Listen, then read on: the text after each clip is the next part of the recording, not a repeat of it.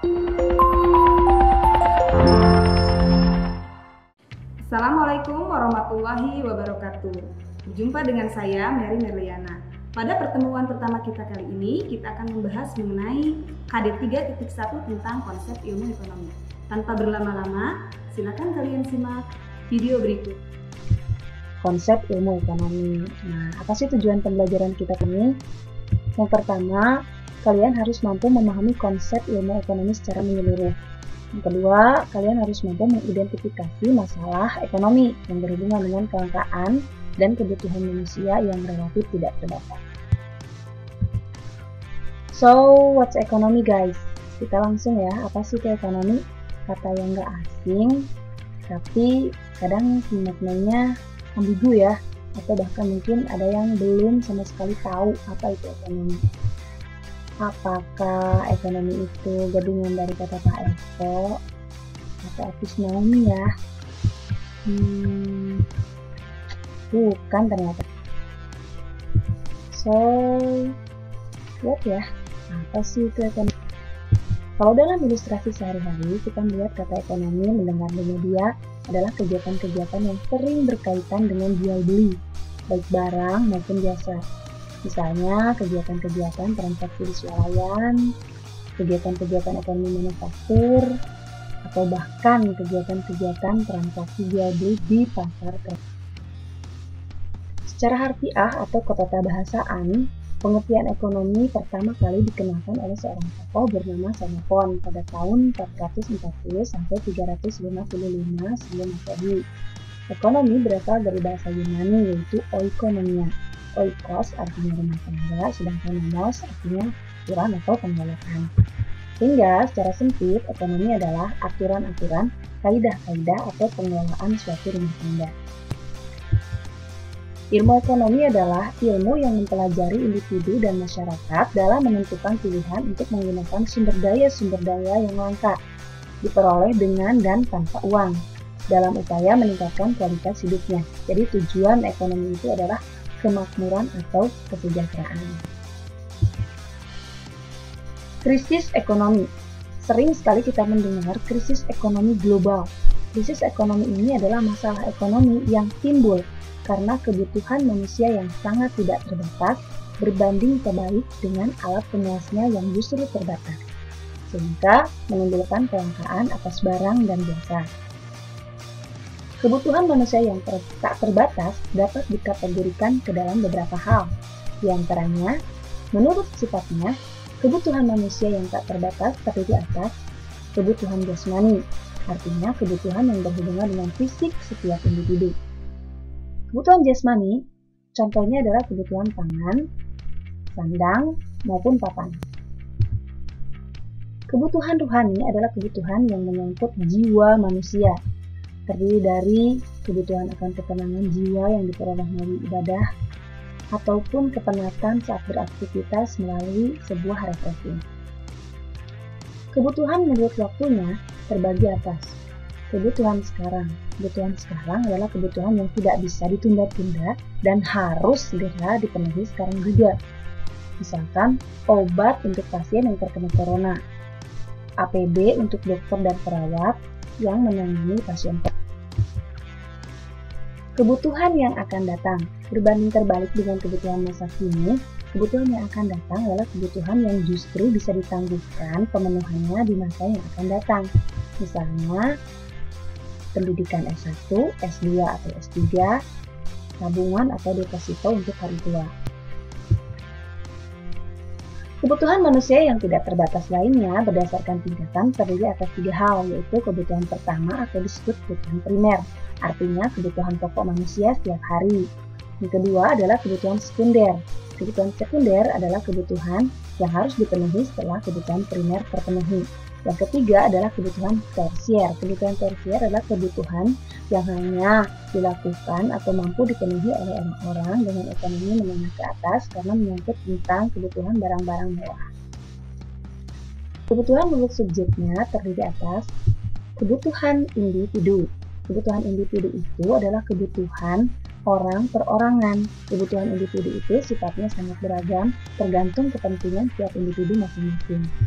Yang kedua, kebutuhan kelompok. Kebutuhan kelompok artinya kebutuhan gabungan dari beberapa individu dengan tujuan yang sama. Contohnya adalah kebutuhan jalan, jembatan, angkutan umum, sarana dan prasarana umum lainnya yang dibutuhkan oleh kelompok tertentu. Kebutuhan itu bervariasi, dapat dipengaruhi oleh beberapa hal. Yang pertama, umur seseorang. Yang kedua, kondisi atau situasi alam suatu daerah yang berbeda-beda. Pekerjaan, pendidikan, adat istiadat, agama, peradaban maupun teknologi. Alat pemuas kebutuhan yang terbatas berbanding dengan kebutuhan manusia yang tidak terbatas.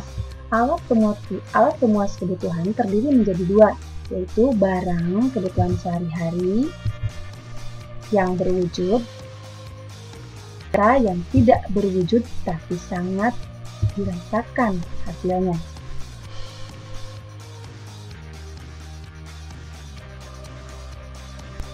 Alat pemuas barang menurut sifatnya, kegunaannya, wujudnya terdiri atas barang ekonomis.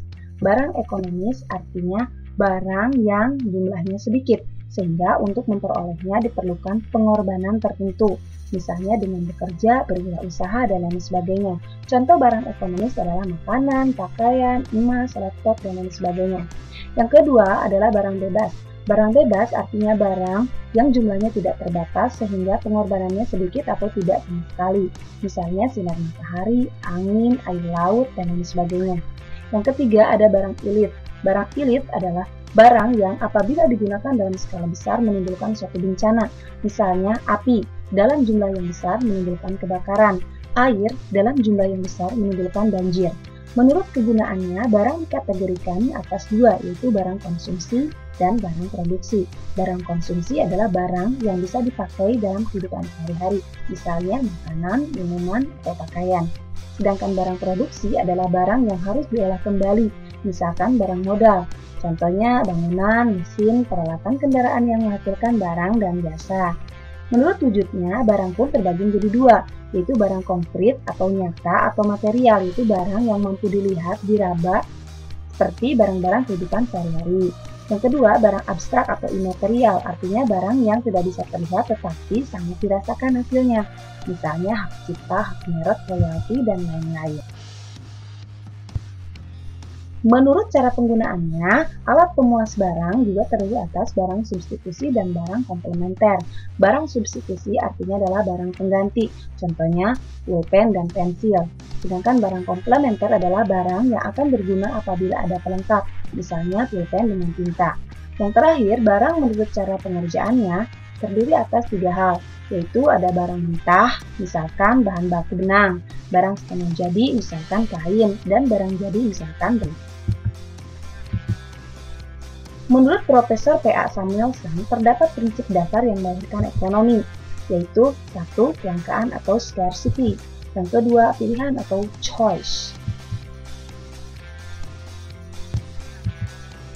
Kelangkaan adalah situasi di mana jumlah sumber daya yang dirasakan kurang atau tidak cukup untuk memenuhi kebutuhan. Kelangkaan ini dapat terbagi atas kelangkaan sumber daya alam, kelangkaan sumber daya manusia, kelangkaan sumber daya modal, dan kelangkaan sumber daya kewirausahaan atau entrepreneurship.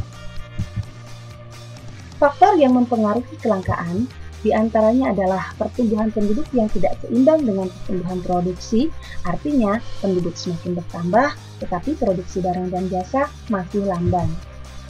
Ketersediaan sumber daya alam atau sumber daya manusia, modal serta keahlian yang terbatas. Terbatasnya kemampuan manusia, sifat serakah manusia, serta kurangnya tenaga-tenaga ahli yang mampu menghasilkan barang, produksi, dan jasa. Problem, solution. Di mana ada masalah, pasti ada solusinya. Solusinya yang pertama adalah peduli lingkungan. Untuk mengendalikan kelangkaan, manusia harus peduli dengan lingkungannya. Menggunakan sumber daya yang terbatas, artinya manusia harus mampu mengimbangi keinginan yang tidak terbatas dengan alat pemuas yang ada. Disiplin menggunakan sumber daya yang ada, bertanggung jawab pada kebutuhan masyarakat, memanfaatkan sumber daya ekonomi secara selektif, serta upaya kemampuan untuk menguasai teknologi. Sekian penjelasan dari saya, semoga bermanfaat dan salam ekonomi. Audio Jungle.